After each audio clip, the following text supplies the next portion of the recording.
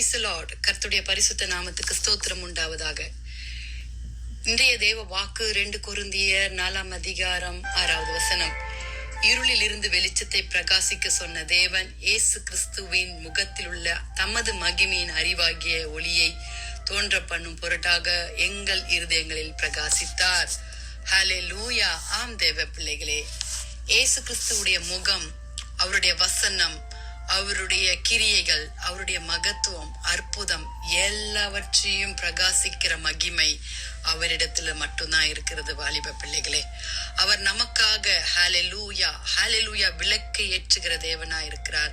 நம் வாழ்க்கையில அவர் விளக்கை ஏற்றுகிற தேவனா இருக்கிறார். தேவரீர் என் விளக்கை ஏற்றுவீர், என் தேவனாகிய கர்த்தர் என் இருளை வெளிச்சமாக்குவார் என்று சங்கீதம் 18:28 சொன்னது போல, வாலிப பிள்ளைகளே, நம்மளுடைய வாழ்க்கையில பாவம் என்னும் இருளில் இருந்து கர்த்தராகிய இயேசு கிறிஸ்து ஹல்லேலூயா நம் வெளிச்சத்தின் பிள்ளைகளாய் நம்மை உருவாக்கி இருக்கிறார். ஹல்லேலூயா.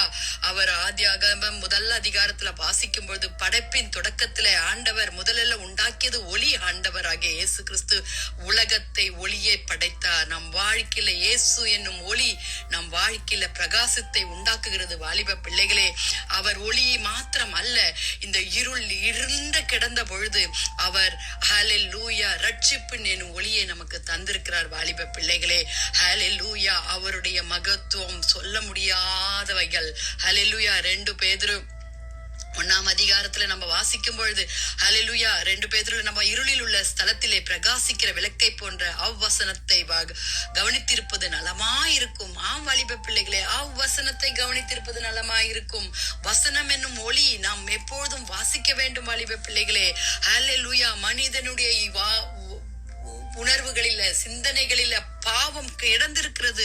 நாம் பாவத்துல கர்ப்பம் தரித்தோம். ஆனால் இயேசு கிறிஸ்து நாம் ஒளியாகிய ரட்சிப்பை நமக்கு தந்திரார். அவரே நம் கண்களை குருடாக்கி நாம் வாழ்ந்து கொண்டிருக்கும் பொழுது ஹல்லேலூயா உலகத்தை பார்க்கத்தக்கதான வெளிச்சத்தை நமக்கு தந்திருக்கிறார். வாலிப பிள்ளைகளே, எங்களுக்கு நன்மை காண்பிப்பவன் யார் என்று சொல்லுகிறவர்கள் அநேகர். கர்த்தாவே, உம்முடைய முகத்தின் ஒளியை எங்கள் மேல் பிரகாசிக்க பண்ணும் என்று சங்கீதம் 4:6 நம்ம வாசிக்கிறோம். வாலிப பிள்ளைகளே, ஆம், அவருடைய ஒளி நமக்கு பிரகாசத்தை தரும்.